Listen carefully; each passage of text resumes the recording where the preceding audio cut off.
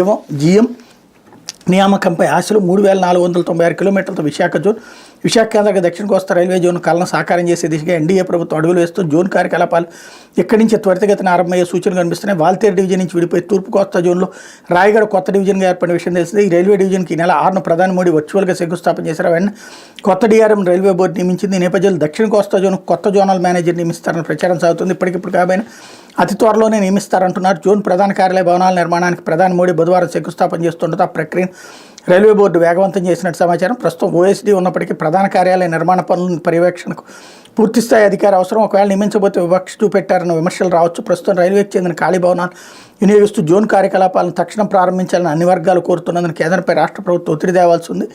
వాల్తేరు డివిజన్తో కూడిన జోన్ ఏర్పాటుపై ఒక స్పష్టత ఉన్న అధికారికంగా వెల్లడించకపోవడంపై కొంత అయోమయం నెలకొంది.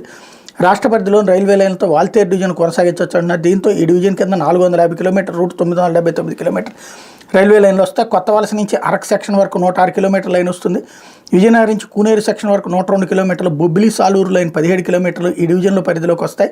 మిగిలింది కోల్కతా చెన్నై మార్గంలో ఉంది. మొత్తంగా గుంటూరు, గుంతకల్లు, విజయవాడ, వాల్తేరు డివిజన్లతో కలిపి 3496 కిలోమీటర్ల రైల్వే లైన్ రూట్లో 5437 కిలోమీటర్ల రైల్వే లైన్లు కొత్త జోన్ పరిధిలోకి రాబోతున్నాయి అన్నటువంటి వార్తని హైలైట్ చేశారు. ఇకపోతే పాస్పోర్ట్ విషయంలో జగన్కి ఊరట.